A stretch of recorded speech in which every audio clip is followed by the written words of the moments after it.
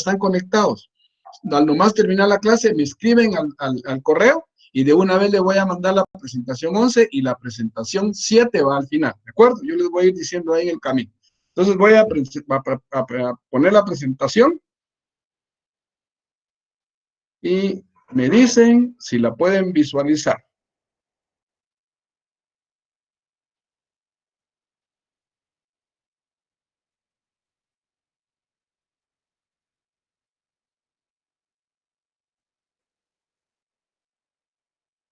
Ok, que alguien me diga si se ve la presentación para poder empezar. Alguien que me diga si se ve la presentación, por favor. Sí, se ve, licenciado. Bueno, arranquemos pues, estamos en la hora en punto, con 1 minuto de atraso, porque estaba esperando que alguien se conectara. Entonces vamos a empezar. Hoy nos toca la clase número 11, creo que es la última del segundo parcial. Por ahí alguien me estuvo preguntando cómo iban a ser los exámenes. La universidad dice que les va a informar a través de la página web de cómo va a ser la temática para los exámenes. Pero mientras nosotros ocupémonos de recibir los cursos, de recibir la clase y pues en el camino se va a ir componiendo el asunto. Algunos también me han manifestado de que ¿cómo se llama? Denme un segundo. Ya inicié.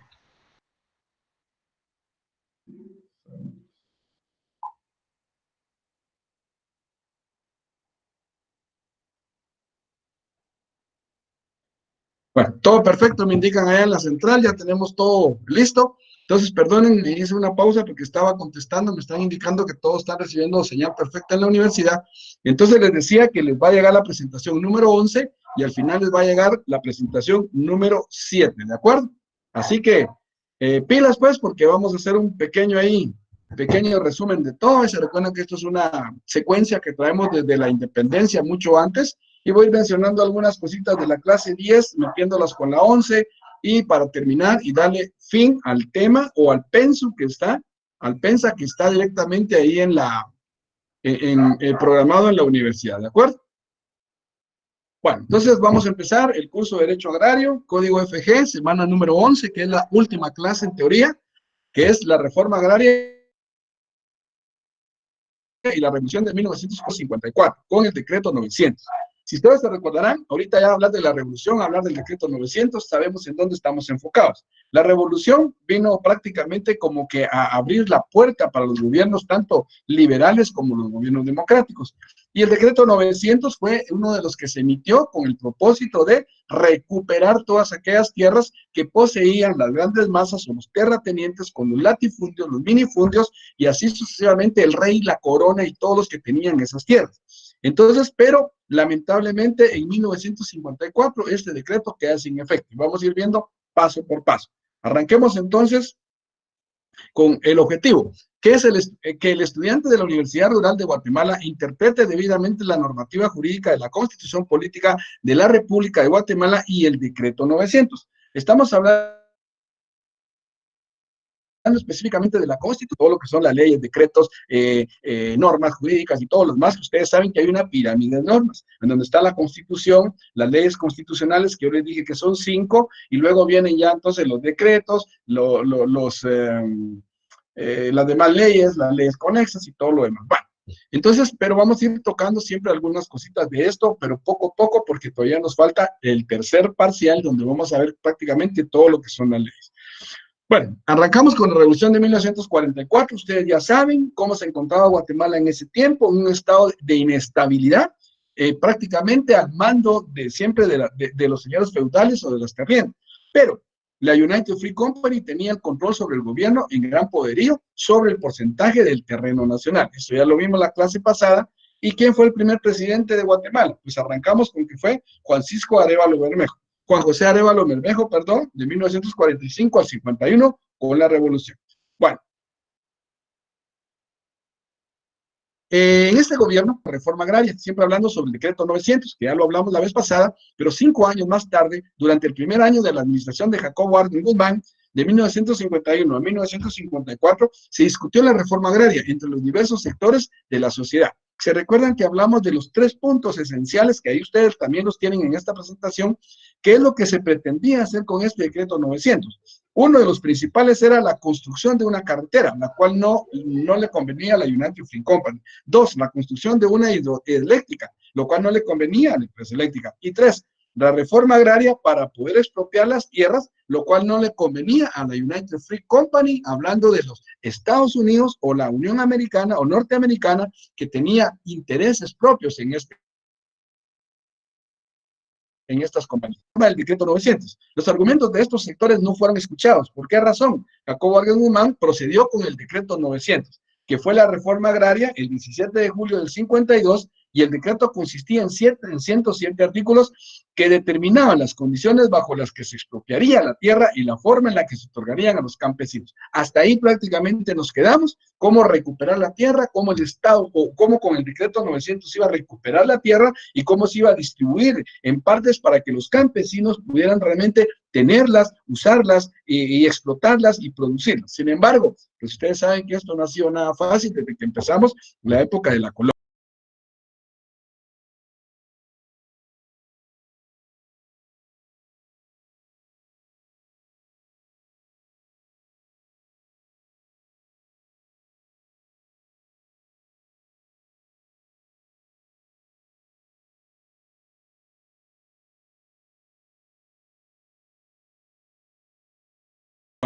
Entonces arranquemos bien con la clase ya directamente 11. Creación, bueno.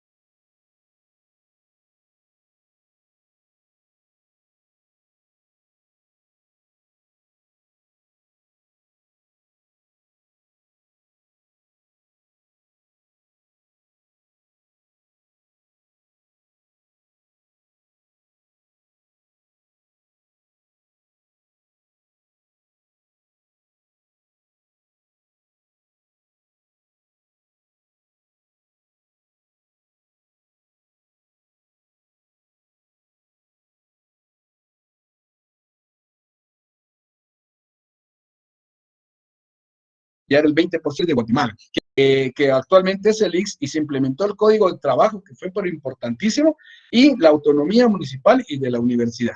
Entonces, con esto de la distribución de un poco de tierras, se crearon, como quien dice, nuevas leyes que venían como que a proteger un poquito más a los campesinos.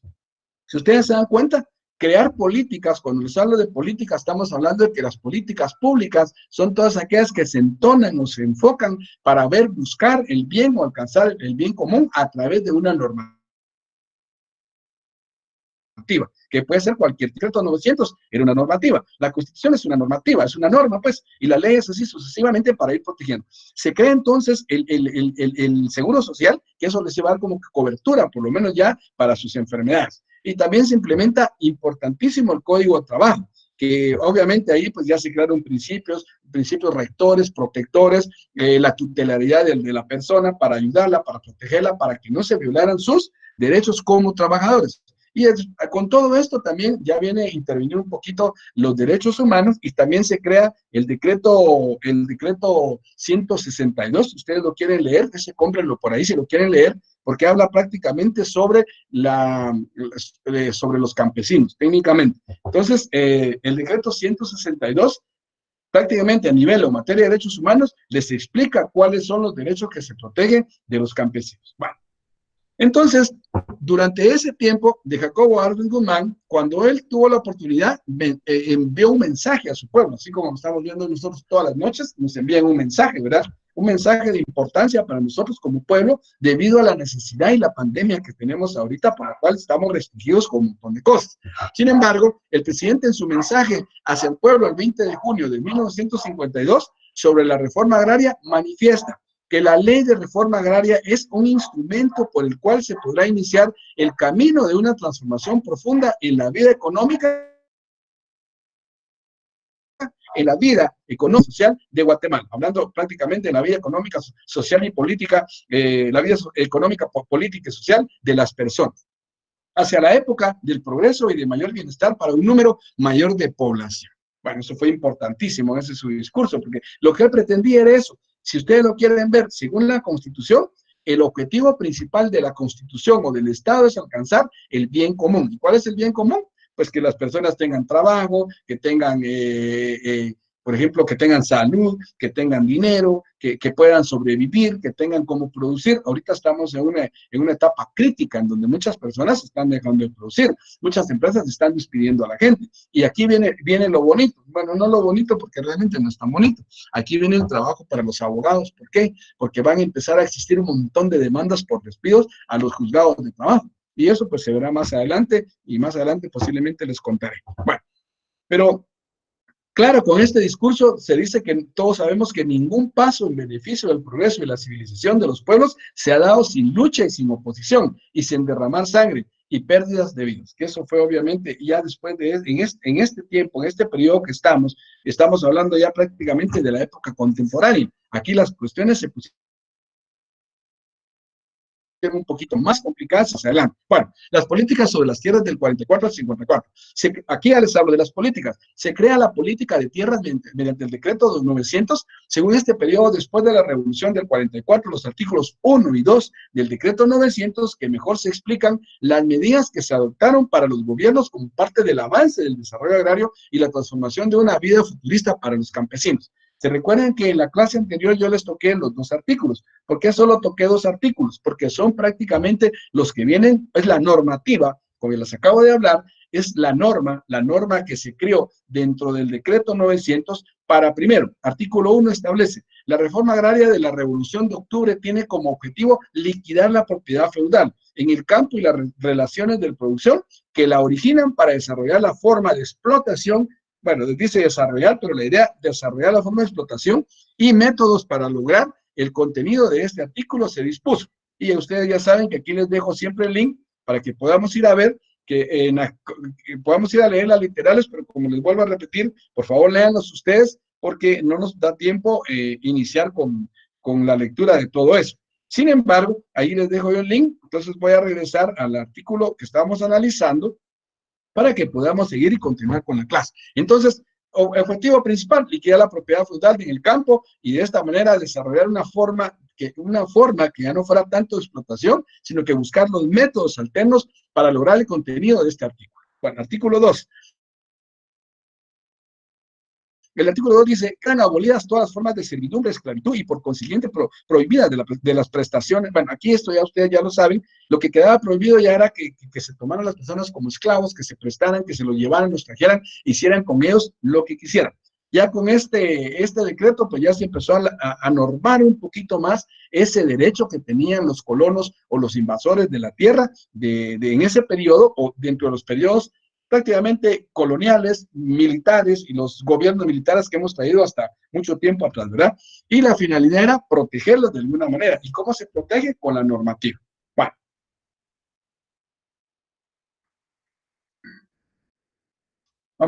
Creo que les pasé ahí un poquito ahí, ¿verdad? Bueno, entonces tenemos el artículo 2. Ahora bien, excepciones de la ley agraria. Bueno, toda normativa tiene prácticamente, bueno, las normas son de carácter obligatorio, ¿sí? De observancia general y de carácter obligatorio para todos. Sin embargo, siempre hay excepciones. Ustedes saben que las leyes, tanto que tienen, como dicen, tienen la flecha, pero también tienen la solución. A veces tienen el problema y también ahí mismo le dan a uno la alternativa y la solución. Siempre hay excepciones. Y miren, aquí hay una excepción.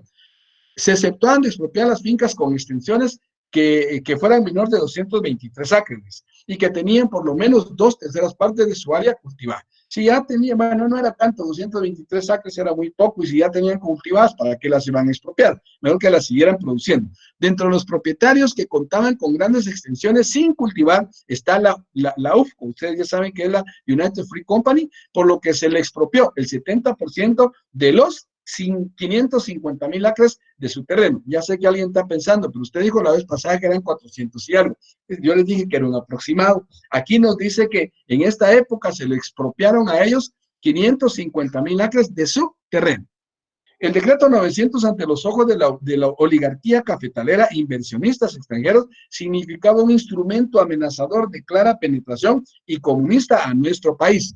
Lo que pasó que ahorita más adelante vamos a ver la muerte de un presidente en donde él, la finalidad era acapararlo todo y tratar de que el comunismo que viniera a Guatemala, que Guatemala fuera como que un país comunista y que pues, viviéramos así como Cuba y como otros países que están por ahí que viven de esa forma. Entonces, se estaba como que permitiendo penetrar, quiere decir que estaba como permitiendo que vinieran los comunistas a nuestro país. ¿Para qué? Para ayudar a gobernar. Entonces, entramos a la política agraria del régimen. Miren ustedes, la reforma agraria, además de ser distributiva, era normativa. Ya les hablé de las normas. ¿Por qué les he hablado de las normas? Una norma que es que es una ley, es un conjunto de normas, que es un conjunto de normas jurídicas que regulan algo. Ya les dije, todo lo que es materia de derecho va a ser siempre conjunto de normas jurídicas que regulan, por ejemplo, la actividad o la relación de las personas dentro de una sociedad. Ese es el concepto general de derecho. Aquí ya hicimos una relación de que es un conjunto de normas jurídicas que regulan el uso, la distribución, la tenencia ya de la tierra, más o menos, podríamos decirlo así, haciéndola nosotros de esa manera. Entonces, si se dan cuenta, dice que es distributiva, también era normativa, ya que planteaba deber ser como, que debería ser como el modelo o como un instrumento ideal para el desarrollo, no solamente sobre el uso y tenencia de la tierra, sino que también sobre el sistema productivo agrario del país. O sea, no solo tenerla, no solo distribuirla, sino que también sobre el sistema de producción, darle un mayor manejo al sistema agrario para producir, y obviamente eso trae como consecuencia muchas ganancias, ¿verdad? Bueno, este sistema constituyó un proyecto que tenía como finalidad transformar la estructura agraria guatemalteca y generó un movimiento que incorporó a diversos sectores de la sociedad, creando algunos beneficios para las sociedades indígenas. Les estoy hablando que en este periodo que estamos hablando aquí, todo se empezaba ya como que a beneficiar a los campesinos, a los indígenas, a los obreros y a la clase media, porque se les creó pues un código de trabajo, también se creó el seguro social y algunas otras cosas que la normativa iba regulando para que ellos ya no fueran tratados como esclavos. Sí, entonces en este periodo se buscaron algunos beneficios indígenas y los obreros y también la clase media, porque antes existían clase alta, clase media alta, clase media no sé qué clase, no sé, llega clase baja, media, clase media, un montón de clases que habían. Sin embargo, hoy en día solo existen dos clases y yo se las voy a decir cuáles son. Claro, van a decir ustedes que no es así, pero mi perspectiva es así. Hoy en día solo existen ricos y pobres, ¿de acuerdo? No hay clase alta, clase media, pues no. Los que somos pobres y los que son ricos, pues ya están cabados. No hay para dónde.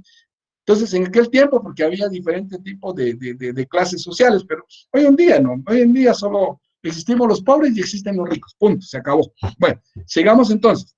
Beneficios. La creación del Seguro Social y el Código de Trabajo. Derivado de las demandas y necesidades de la sociedad, se crearon los siguientes beneficios, que al menos creaban un poco de seguridad para la población y la sociedad en común. ¿Cómo? Utilizando primero el sistema del Seguro Social, actualmente el IX, el Código de Trabajo, que es el decreto 1441 o 1441, como ustedes lo conocen, que fue creado, promulgado el 5 del 12 de 1995. Y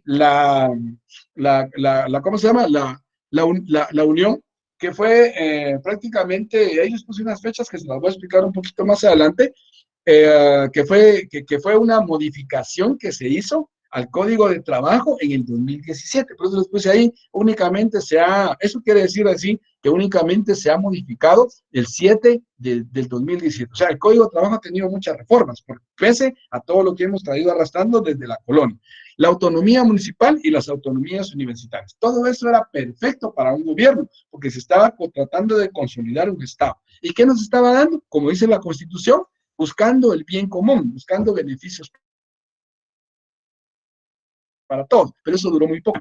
¿Por qué duró muy poco? Porque entonces los Estados Unidos que tenían, bueno, no voy a hablar mal de ellos, pero voy a decirlo así como es, Estados Unidos tenía intereses en ese momento norteamericanos aquí en nuestro país, entonces ellos reaccionan de una manera porque vieron que como que todo se les estaba cayendo a pedazos y se les estaba desmoronando todo lo que ellos tenían o el poder que tenían sobre nuestras tierras. Entonces vienen y hay una reacción de Estados Unidos. Vean.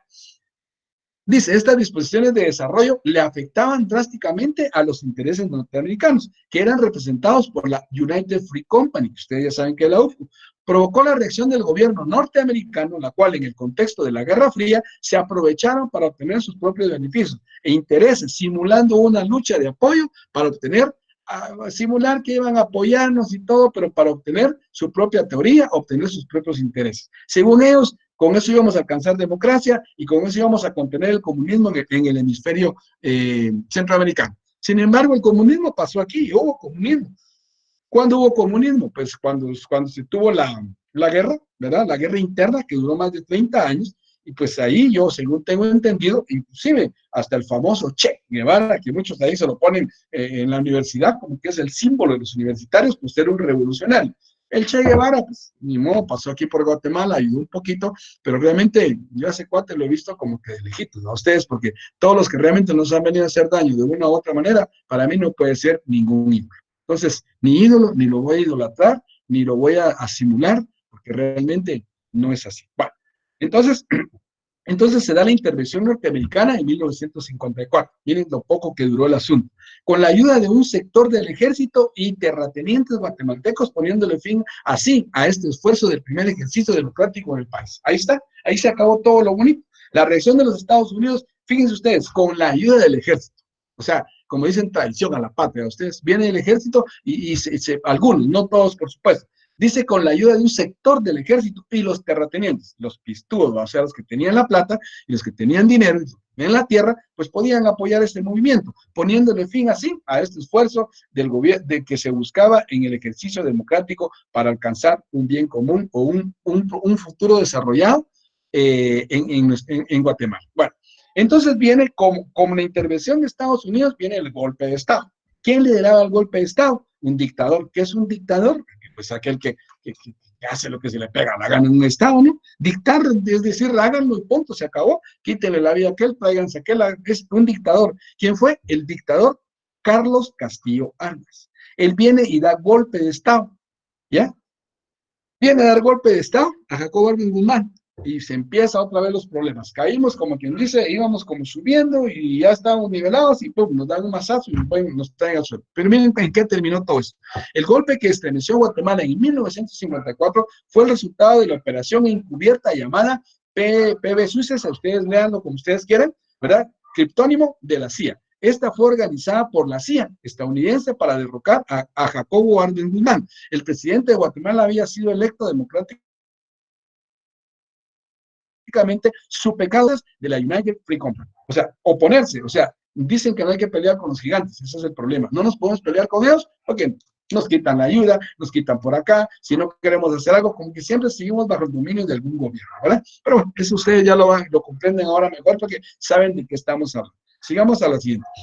Los regímenes militares y la tierra del 54 al 76. En Guatemala plantea que el proyecto político del ejército era de asumir el control pleno del Estado de Guatemala. Con ese pequeño sector del ejército que ayudó al derrocamiento y con la ayuda de Estados Unidos, pues ellos pretendían poner control pleno. De hecho, casi lo tuvieron durante muchos años. El ejército, mis respetos en un tiempo. Aún todavía hoy, pues todavía se mueven algunas influencias, pero ya no es tanto como en esos tiempos, o en mis tiempos, también no los de ustedes, pero sí se movía con mucho apego el ejército que tenía poder en Guatemala. Con el objetivo de acabar con la insurgencia. Supuestamente la insurgencia eran los guerrilleros, ¿verdad? La insurgencia de sus bases de apoyo, o sea, la población civil. Esto duró más de 30 años, 36 años, dice, periodo del conflicto armado interno en Guatemala de 1960 al 96. Así que el ejército mantuvo el control del Estado de Guatemala, o el Estado guatemalteco. ¿Por qué razón? Porque había una lucha interna entre los guerrilleros, los contras, los que no estaban de acuerdo. Sin embargo, entre los guerrilleros también habían algunos del ejército, porque apoyaban, no sé, pues no estaban de acuerdo con algunas normas y por eso lo hacían. Entonces, la represión del gobierno de Castillo Armas, como era un dictador, arremetió con la persecución de líderes comunitarios, sindicalistas, campesinos, estudiantes, intelectuales y demás personas que apoyaron la revolución y continuó con los subsiguientes periodos. Hubo un tiempo, hace rato, que la universidad, muchos líderes fueron perseguidos, fueron asesinados, secuestrados y qué sé yo, desaparecidos totalmente, ¿verdad? Ustedes supieron un poquito sobre la famosa historia de la universidad, y por eso la universidad se dice que es revolucionaria, pero ya terminó un poquito eso. Cuando yo estudié todavía un poquito feo, ahorita pues ya es muy diferente, ya aparece un colegito ahí donde pues, los muchachitos ya llegan a estudiar, ya no iban a perder mucho el tiempo. En mi tiempo era muy diferente, ¿verdad? Bueno, entonces la guerra en el marco de los derechos humanos. Esto se los puse en rojo porque es una referencia. Fue la violación a los derechos humanos, considerando que estas prácticas no eran nuevas en el país y el problema agrario en sus distintos periodos han implicado el derramamiento de sangre y la pérdida de sin número de vidas. ¿Qué les quiero decir con esto? Que la guerra no ha traído más que violación a los derechos humanos y las pérdidas de muchas personas, inocentes como también culpables, ¿verdad? Porque ahí se va niños, adultos, mayores, a eso no respetan nada, ¿verdad? Y por eso en el conflicto armado hubieron muchas desapariciones forzosas y también poblaciones completas desarmadas, violaciones, violadas, mujeres, en fin, qué sé yo, todo. Pero sí, la guerra en el marco de los derechos humanos, totalmente una violación a todos los derechos humanos. Bueno, aquí viene lo más bonito. En el 57 el presidente Carlos Castillo Armas fue asesinado. Fíjense ustedes que dicen que no hay mal que por bien no venga, ¿verdad? Porque fíjense ustedes, él hizo mucho daño. Sin embargo, vean, pues por eso dicen, a veces el mismo amigo es el que le clava a uno el puñal, por eso hay que tener cuidado y por eso no hay que meterse uno con nadie, porque uno no sabe con quién está tratando. El 26 de julio de 1957, el caudillo Carlos Castillo Armas, líder del Movimiento de Liberación Nacional, MLN, era asesinado en el interior de la casa presidencial. Imagínense ustedes, se lo tronaron ahí en la casa. Para poder llegar a la casa presidencial y cometer un magnicidio de esta manera, es que sí, había que tener bien puestas las camisas y las corbatas para poder entrar ahí. Ustedes me entenderán. Bueno, en el interior de la casa presidencial, las verdaderas razones sobre el crimen aún no son un enigma, o sea, no se conocen, porque solo se presume que fueron tres fuerzas de poderes. La CIA, Trujillo, que era un cubano, que intervino aquí en Guatemala porque querían ejecutar, tenía intereses, y también Somoza. Y ustedes, tres famosas personas. La CIA, Trujillo, que era Cuba, Somoza, que era Nicaragua, se cometió un magnicidio. O si quieren saber qué es el magnicidio, porque les hablé del magnicidio, vayan al artículo 383 del Código Penal. Y ahí van ustedes a leerlo. Ahí va a decir que cuando se comete un magnicidio en contra de un presidente. Y bueno, ¿cuál es la prisión? De 30 a 50 años. O sea que si alguien se quiere arriesgar, pues ahí está la pena, ¿verdad? Esa es una normativa, es una regla, una norma que regula o que contempla este tipo de delitos, pero a más Castellano, pues dicen quién lo asesinó. Se los voy a hacer resumido así rápido. Creen que fue un mismo soldado, pero no fue un soldado. Mentira, supuestamente no fue un soldado. Hay mucho ahí que no se descubrió, pero utilizaron eso como siempre para poder distraer a los demás, para dejar fuera a los demás y decir que fue un simple soldado el que se metió y que lo asesinó. Dice, la versión oficial en la cual indicaba que había sido asesinado por un militar comunista, que se hizo pasar por soldado, en venganza por la caída de Arles en el 54. El crimen se produjo en el interior de la casa presidencial, mientras Castillo Armas, acompañado de su esposa Odilia Palomo, se dirigían al comedor. El soldado identificado como Romeo Vázquez, que está el nombre Sánchez, se acercó a ambos y los saludó, como quien dice, el señor presidente, y al mismo tiempo le disparó dos veces, dice, disparó dos veces en contra de Castillo. Alguien, pues la mujer salió gritando, mataron al presidente, y dijo, Vázquez, para confundir a los presentes. Eso fue lo que salió diciendo. En el camino se encontró a otro sargento o coronel, también se lo tronó, pero supuestamente fue el soldado, porque el soldado era muy pequeño y el rifle era muy grande, según la historia. Entonces era imposible que el soldado, al verse copado en el techo, se pudiera dar un balazo en la garganta, solo que se ha puesto el rifle y que con el dedo de abajo pues, se ha accionado el rifle, lo que usaban en ese tiempo. Sin embargo, es una teoría que nunca se ha descubierto, nunca se ha sabido la verdad. Bueno, aquí ya voy a terminar con el conflicto armado de 1960. Con la política militar y el conflicto armado se registraron más de 250,000 víctimas, en donde la problemática agraria, entre otras, fue una de las principales causas que originaron el conflicto armado. En otras palabras, Guatemala ha sufrido de conflicto armado desde los tiempos únicamente por la tierra, por la producción de la tierra, porque no se tienen tierras, por el reclamo de las tierras, y hasta la fecha seguimos con el problema de los campesinos que siguen peleando por tierra. Y si vieron ustedes lo que les dije que vieran de allá del cañón aquel que les puse ahí en link, se pueden dar ustedes cuenta cómo los desalojan de una manera terrible. Pero bueno, así es la vida, así es la situación. Entonces, la problemática agraria fue la principal causa que o sea, ¿por qué se peleó? ¿Por qué se empezó a pelear? Por las tierras. Obviamente, pues todos querían tenerlas y otros las tenían demasiado y otros no las prestaban. Entonces había que pelearnos, ¿no? Ustedes. Bueno, pero bueno, después de eso, con el conflicto armado, pues también viene la contrarreforma. Antes de hablarles de la reforma, pues no les podía hablar de la contrarreforma. ¿Qué es la contrarreforma? Es como que dejar sin efecto la reforma y es venir en contra de ella para poder desarticular todo lo que se había hecho bueno, para poder recuperar todo. Nos arrepentimos de hacer esto, ahora vamos a quitar esto y vamos a recuperarlo de esta manera. La contrarreforma vino a darle vuelta al asunto porque vino entonces ya con otro problema más serio y vean ustedes. La contrarreforma del 54. La llegada del movimiento liberacionista con Carlos Castillo Armas, gracias al apoyo norteamericano y de los terratenientes, tenían la finalidad de acabar con la reforma agraria. Ese era el objetivo.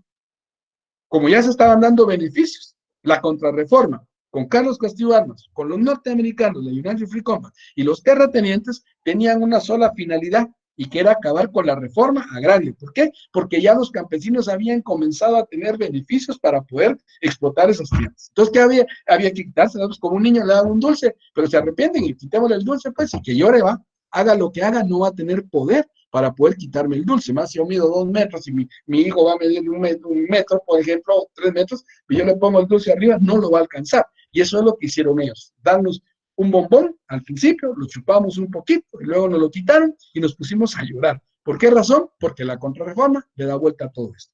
No obstante, existía preocupación tanto en sectores del ejército, del gobierno y los terratenientes porque el estallido, que significaría revertir radicalmente el proceso instaurado entre la revolución del 44, y se los puse en rojo, y el decreto 900 fue derogado el 27 de junio de 1954. En este año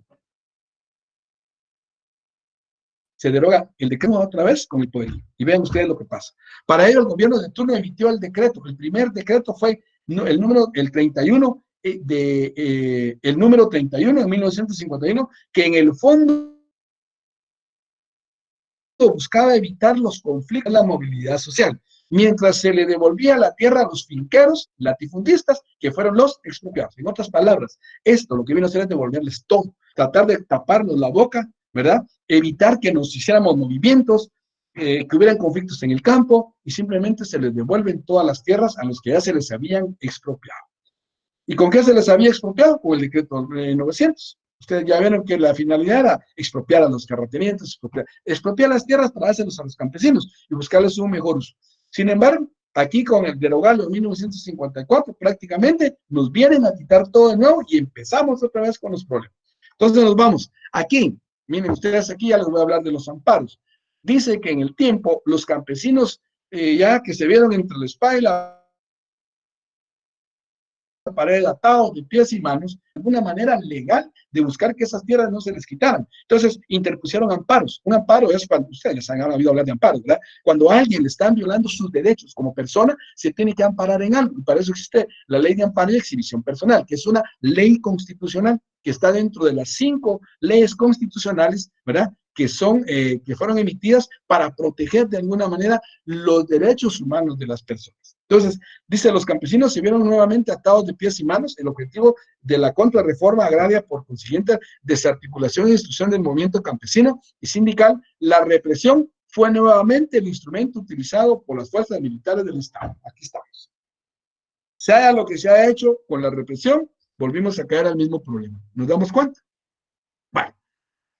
Entonces, todo lo que se hizo, bueno, terminó en el 54. Por más que se peleó legalmente, porque ya existían algunas leyes, ya existía una constitución, se trató de buscar la manera legal de que devolvieran las tierras, pues, sin embargo, la represión de los militares se utilizaba como instrumento utilizado para mantener el orden social del Estado. ¿Saben qué es una represión? Cuando el Estado determina qué es lo que se hace. El ejército determinaba qué era lo que se hacía. No les puedo poner un ejemplo tan claro como ahorita, pero hoy no podemos salir a la calle. Hoy ni nos podemos mover de aquí. Mañana mucho menos. Hoy yo salí todavía medio a correr ahí con un poquito de miedo porque pues, estamos en una colonia encerrada. Sin embargo, ahí estaba de voltear cada rato para ver si de repente no aparecía alguien por ahí porque estaba violando yo supuestamente el toque de queda. Pero aquí en la colonia se puede andar porque tenemos ahí unos parquecitos y toda la cosa. Y salí a correr un muy buen rato. Pero técnicamente estamos bajo una orden del Estado en donde se restringe un derecho, el derecho de locomoción. Así de sencillo. Todos los derechos ahorita los tenemos restringidos porque existe un toque de queda y eso quita los derechos. Existe un estado de calamidad y eso quita los derechos. Ahora, ¿cuál es la ley que regula el estado de calamidad? Pues la ley del orden público. También ustedes la pueden leer, es otra ley constitucional. Hay 5 leyes constitucionales que yo les mencioné al principio. Ya ahorita ya les dije la ley de amparo y exhibición personal, ya les mencioné la ley del orden público, en donde se hace básicamente, no sé, o la normativa de esas leyes nos indica cuáles son las formas de procedencia en casos de estos, en casos extremos como ahorita el estado de calamidad. Bueno, sigamos entonces. La UFCO, la recuperación de tierras. La gran cantidad de tierras fueron arrebatadas de las manos de los campesinos, que en total de 765.236 manzanas, 33 manzanas de tierra expropiadas bajo la reforma agraria, 603.775 fueron devueltas a la UF, o sea que como que les dimos más, ¿verdad? Les quitamos un poco y les devolvemos un montón. Y recuperaron aproximadamente el 99.6% de tierras que les habían sido expropiadas, o ellos técnicamente las habían perdido con la reforma del decreto 900. Las estrategias de los terratenientes, miren ustedes cómo son estos. Estos, al ver que se estaba dando esta buena oportunidad, buscaron una estrategia para también recuperar sus tierras. Y miren, los terratenientes también se valieron de las diferentes estrategias para rehacerse de las tierras. En muchos casos estigmatizaron a los campesinos llamándolos invasores. Imaginen ustedes, eran dueños de su tierra y después tienen que ser invasores, aduciendo que no existían beneficiarios. Bueno, vamos por ahí entonces. Ahora, aquí, digamos que hasta aquí donde estamos hablándole de donde se pierde el decreto 900, más adelante seguimos con los gobiernos militares, seguimos bajo la represión, seguimos bajo amenazas, seguimos bajo desapariciones, persecuciones y hasta un montón de tiempo. Pero no me puedo detener mucho en el tiempo porque es demasiada historia, como les he dicho siempre, para tratar de resumirla en 45 minutos. Entonces aquí estamos hablando prácticamente ya de la época contemporánea y la siguiente clase habla todo sobre la época contemporánea, la cual lo vamos a ver, pues primero Dios nos permite ya dentro de un par de semanas o nos van a indicar cómo va a seguir la secuencia de las clases para que podamos concluir con las leyes. Bueno, entonces, las estrategias de los terratenientes, ¿qué buscaron? Estigmatizar. ¿Qué es estigmatizar? Es menospreciar a la persona. En muchos casos, la ley dice, bueno, la ley no, sino que, por ejemplo, los derechos humanos contemplan que estigmatizar a una persona es menospreciarlo por su forma, por su raza, por su credo, por lo que ustedes quieran. Estigmatizar quiere decir que no les importa realmente cómo es la persona. Como quien dice, digamos, voy a ponerles un ejemplo. Guatemala ha sido uno de los países más demandados a nivel internacional por la Corte Interamericana de Derechos Humanos. ¿Por qué? Porque es uno de los países en donde más se violan los derechos humanos. Y no créanme, tal vez si más adelante tengo la oportunidad, les voy a enseñar, pues yo gracias a Dios, como les comenté, pues pasé por las aulas universitarias con la maestría en Derechos Humanos y vienen ustedes a aprender barbaridades de cosas en el sentido de que uno no cree lo que ha pasado en Guatemala. Pero la Corte Interamericana de Derechos Humanos ha demandado a Guatemala en una cantidad de veces, porque se han violado. Una de ellas fue una estudiante universitaria que fue secuestrada, que se habló a la policía, no le pusieron atención, al otro día la encontraron muerta en una zanja en San Cristóbal, eso fue hace un poco de tiempo, 2006 más o menos.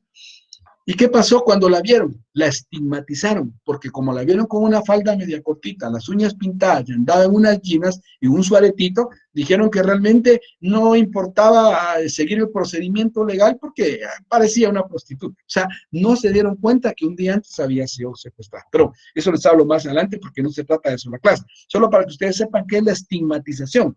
Es decir, estigmatizar a los campesinos es como que bajarlos al nivel más, y eso es una violación rotunda de los derechos humanos según la Corte Interamericana de Derechos Humanos y todas las leyes que existen de derechos humanos que tal vez más adelante las vamos a tocar.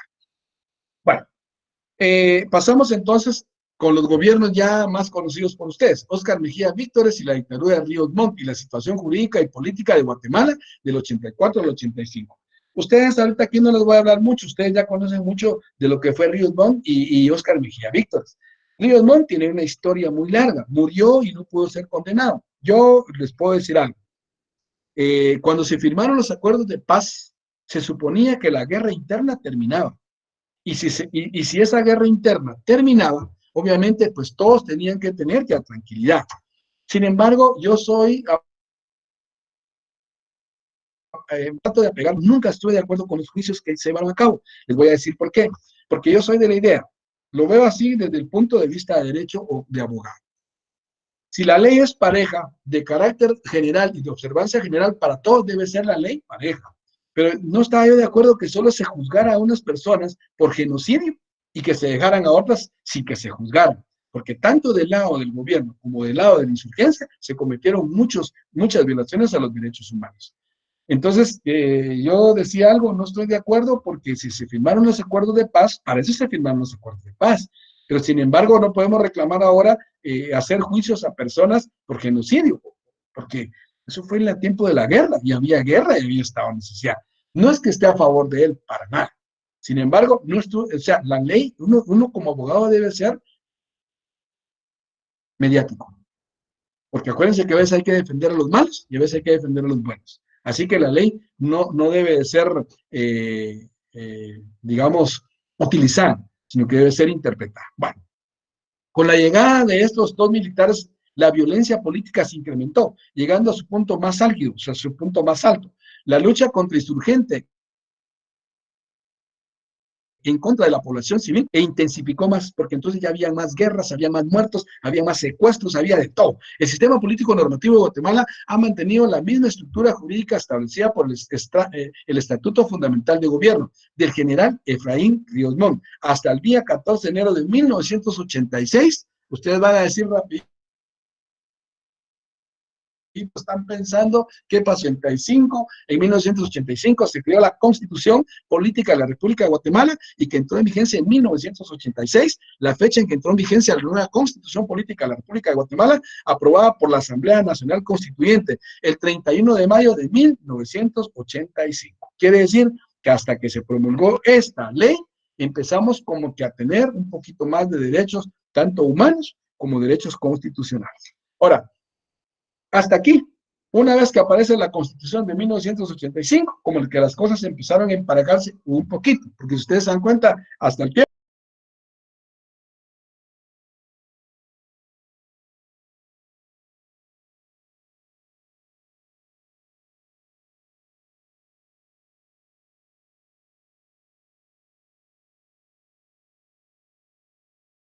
no hemos logrado salir de años.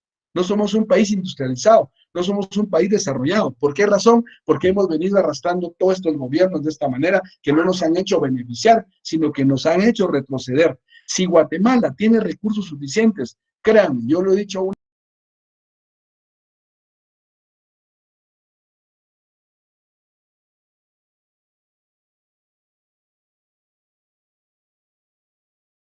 no desarrollado, pero estaríamos alcanzando esos estándares de desarrollo. Ahora bien, ¿cuál es mi mensaje con esto? Nosotros sigámonos superando. ¿Para qué? Para ir dejando todas esas cosas que nos han traído como que en contra de muchas cosas. Nosotros tenemos que ser personas proactivas y futuristas. Bueno, ¿cómo se compone la Constitución Política de Guatemala? Esta está compuesta de 7 títulos, 281 artículos que forman parte del contexto principal y de un título. Consta de 22 artículos, ustedes lo pueden leer ahí porque ya no me voy a atrasar más, nos faltan las preguntas. La Constitución Política de Guatemala igualmente prescribe los tribunales especiales de secreto, ya nos da algunos derechos, ahí después el artículo 2, el artículo 14, el artículo 15, el artículo 30, derecho de defensa, derecho de todos los derechos que hay del 1 al 47, ustedes los pueden leer muy, pero muy bien para que sepan cuáles son sus derechos constitucionales. Yo recomiendo que en la vida se aprendan o lean por lo menos 3 normativas. La Constitución, conocer sus derechos, el Código Penal, para saber cuáles son los delitos que no hay que cometer, y el Código de Trabajo, para que sepan cómo defenderse en el momento que sea necesario. Bueno, pasemos ya entonces a la Ley de Transformación Agraria. Con este decreto se institucionalizó la política sobre tierra, la cual está orientada a la colonización de tierras nacionales, así como la privatización de baldíos. Eso significa una política de no afectación del sistema de tenencia de la tierra y por lo tanto garantizar la concentración de la misma en pocas manos. Durante este periodo se desarrollaron los programas de colonización, hablando del pasado, y el otorgamiento de tierras en Petén. Por ahí empezamos. Otorgamiento de tierras en Petén al norte del país señala que los impactos ambientales sobre una región con vocación forestal fueron cuantiosos, principalmente por el desarrollo de las actividades agrícolas. Se concedieron tierras y empezaron a desarmar todo ahí, más la selva del Petén. Después de aprobada la Ley de Transformación Agraria, para su cumplimiento se creó el Instituto de Transformación Agraria, que es el INTA, el cual vamos a verlo también ya en las últimas clases, porque hasta ahí lo vamos a tocar, pero aquí se creó ya este instituto, que era el Instituto de Transformación Agraria, que se ocupaba de la política de entrega de tierras, la forma de repartirlas, que fue a través de las parcelas pequeñas. Estas tierras estaban ubicadas en áreas de baja productividad, incompleta. Ustedes analícenlo. Y la problemática de la tierra con la Constitución, lamentablemente no fue superada con la Constitución de 1985. Lo que quiero decirles con esto, que a pesar de la Constitución de 1985, en esta, pues no se logró superar, lamentablemente no se logra superar. En esta Constitución implícitamente se autoriza la expropiación. A partir de ahí, pues se autoriza la expropiación, pero al mismo tiempo existen limitaciones para que se pueda llevar a cabo. Es mucho más vaga, o sea, más mala, pues, si quieren decir, mucho más mala, imprecisa al momento de tratar las tierras ociosas y los procedimientos para realizar la expropiación. Aquí también les dejo el artículo 40, para que ustedes lo vayan a ver de la expropiación, lo leen más adelantito, que ahí les va a llegar con la presentación. Y los gobiernos civiles, esto solo se los voy a mencionar porque nos toca verlos ya en la época contemporánea, pero vamos a terminar con esto para arrancar con estos dos la próxima semana, que son el gobierno de la democracia cristiana de Vinicio Cerezo, electos democráticamente del 86 al 91, y el gobierno de Serrano Elías, que culminó con un autogolpe de Estado. Sin embargo, solo voy a tocar dos. En el gobierno de Vinicio Cerezo, a él no le interesaba, no quería saber nada de tierra, no estaba dentro de las prioridades de su gobierno. Él tenía otros rollos por ahí. Sin embargo, hubieron protestas. Estaba el padre Andrés Girón, que andaba haciendo sus marchas, y que en este marco surgen dos propuestas en gran medida eran antagónicas: la carta episcopal y el clamor, bien, la carta episcopal y el clamor por la tierra, el mito de la reforma agraria. O sea, el clamor por la tierra sigue hasta esta fecha, y el mito, y regresa, como dicen, el mito de la reforma agraria, pero a este gobierno mexicano. Y con el gobierno de Serrano Elías del 91 al 93, con un autogolpe de Estado, sí planteó impulsar el desarrollo agrario, que implicaba, entre otras, las creaciones de Fondo Nacional de Tierras adscritos al INTA. En 1992, a través de la ley 754-92, se instruyó Fonatierras, con un fondo especial para la compra de tierras y a propietarios que quisieran venderlas en forma voluntaria, a precio de mercado, por supuesto, adjudicando de alguna manera a través de Fonatierras. Fondo Nacional de Tierras abarcaron 9.072 hectáreas, siendo beneficiados 2.540 familias ubicadas en 9 departamentos entre los años 93 y 95. Conclusión. El problema de la tierra toca elementos, esto se lo voy a dejar que lo lean, por favor, como tarea. La conclusión la leen ustedes, y si quieren mejorarla, pues la pueden mejorar. Entonces, en esta conclusión, prácticamente lo que se habla es que nunca se tomó en cuenta tanto a las mujeres campesinas como a los campesinos en el uso, la tenencia y la explotación de la tierra. El problema de los campesinos es seguir enraizados en una lucha agraria constante hasta nuestros días, y la política agraria no ha llegado ni ha llenado las expectativas del uso de tenencia de tierras. ¿Cómo arrancamos entonces la próxima clase? Con la época contemporánea, para concluir con todas las leyes que tenemos que ver todavía. Y ahorita ya les mencioné algunas cosas. Así que vamos a ver las preguntas que les dejo ahí. Pregunta, de una vez está la respuesta. Pregunta de repaso, hoja número 1. ¿Durante qué administración se discutió la reforma agraria en Guatemala? Jacobo Arbenz Guzmán. ¿Cuál era el objetivo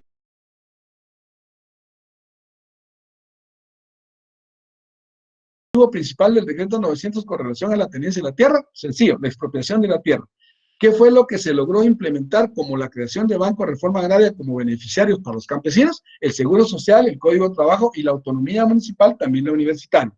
De acuerdo con el mensaje del presidente Jacobo Arbenz Guzmán, fue objetivo de promover la reforma agraria como un instrumento dice cómo se podría iniciar el camino de una transformación profunda en qué áreas de la vida: en la economía, en la política y en la social. ¿Cuáles son los dos artículos del decreto 900 que explican mejor la manera y el avance del desarrollo agrario? El artículo 1 y el artículo 2 del decreto 900. Pregunta 6. La política agraria, además de ser distributiva, también era normativa. ¿Se acuerdan que les mencioné? Distributiva, normativa, porque contaba con una norma, era el decreto 900. ¿Quién fue el presidente que dio un golpe de Estado con la ayuda estadounidense y la CIA para derrocar a Jacobo Arbenz? Carlos Castillo Armas. ¿Cómo se llamaba el delito que se comete en contra de un presidente y un vicepresidente según el artículo 383 del Código Penal? Se llama magnicidio. ¿Quién aprueba la Constitución Política que entra en vigencia el 14 de enero de 1986? La Asamblea Nacional Constituyente. Intentó impulsar la reforma agraria, pero que de nuevo fue un fracaso por el autogolpe de Estado en el gobierno de Jorge Serrano Elías. Ahí les dejo ya lo demás. Con esto estaríamos en punto terminando la clase. Les dejo entonces abierto el micrófono. Tenemos nada más unos 2 minutitos por si alguien quiere preguntar algo. Voy a estar ahí a la expectativa. Y si no, pues les voy a hacer llegar la presentación. A partir de ahorita que me empiecen a escribir, se los voy a mandar de una vez. Solo la 11 y solo la 7. En la 11, ahí mismo abajo va la número 7, para que ustedes la puedan revisar. ¿Estamos?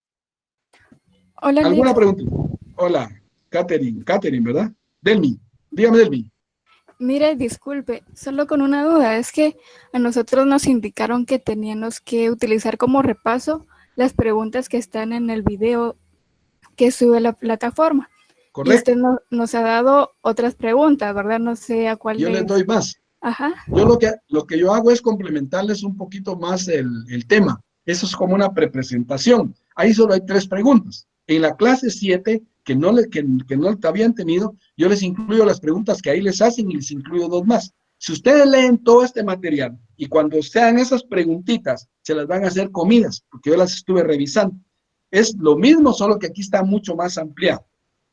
Así que no tenga pena. Ustedes sigan las instrucciones que nos han proveído. La clase presencial es para que ustedes se llenen de conocimiento y esas preguntitas que solo les hacen, ustedes las puedan complementar y tengan más abierto el panorama. Y aquí con todo lo que yo les he dado, son exactamente las mejores respuestas que ustedes pueden dar. Y si ustedes van y comparan, lean el material y comparen las preguntas, van a encontrar más conocimiento académico. Ok, muchísimas gracias, Lick. Vaya, Delvin, gusto. ¿Alguien más? Licenciado, buena tarde. Dígame, Edgar. Una pregunta. Usted acaba de indicar que vamos a recibir clases la otra semana al mismo horario, pero tenemos parciales. Entonces, ¿cómo se haría en ese caso si tendríamos? No, o sea, no, yo les dije la próxima semana, pero o sea, la próxima clase que sería la clase 12. Si el siguiente sábado yo sé que esta es la última clase, ustedes se dignan a lo que van a hacer sus exámenes. Y terminando los exámenes, pues seguimos con las clases. A eso me refería. Quizás me expresé mal, pero ustedes tranquilos, estudien, tienen suficiente material y créanme, yo estuve contestando las preguntas que hacen en esa presentación que les sube. Bueno, estudio, pero ustedes también pueden contestarlas sin ningún problema. Son las mismas preguntas, solo que aquí son como que con más contenido, ¿verdad? ¿Alguna otra preguntita? Muchas gracias, licenciado. No tenga pena, Edgar. Edín es la cosa. ¿Alguien más? Si no hay nadie más, yo creo que tienen otra clase. Yo voy a dar por terminada la clase.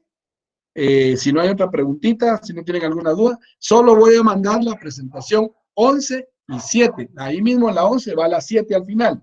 Por favor, no me estén pidiendo de la 7 a la 11, porque me están pidiendo de la 7 a la 11. Ya no, ya mandé todo. Solo voy a mandar la 11 y la 7 para complementar el contenido. Y en la 7 van incluidas las 3 preguntas que están en lo que están subiendo, y hay unas cuantas preguntas más porque yo les argumenté un poquito más y les amplié más el contenido. Así que no se preocupen.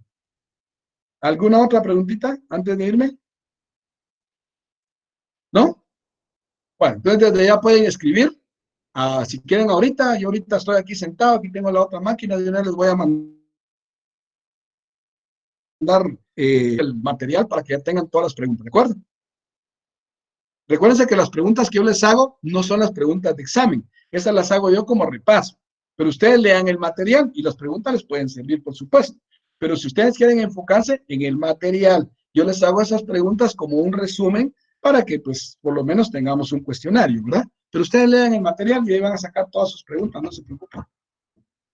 Bueno, entonces, Eddie, Delmi, Medelin, Sánchez, hay 56 más conectados, pero no los puedo saludar a todos. Sé que están viendo la clase, así que espero sus correos para poderles empezar a mandar desde ahorita la presentación. Voy a estar una hora más sentado aquí, así que aprovechen de una vez, escriban y les voy a mandar de una vez la presentación.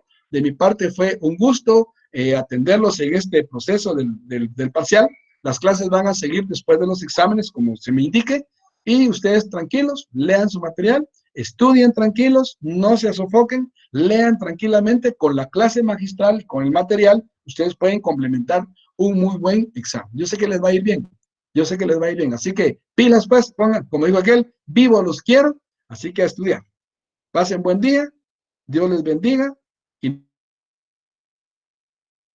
nos vemos la próxima, ahora digo mejor la próxima clase, para que no nos confundamos. Así que los espero. Muchas gracias por lo que me han escrito. Les agradezco mucho. Me ayuda a seguir mejorando cada día más.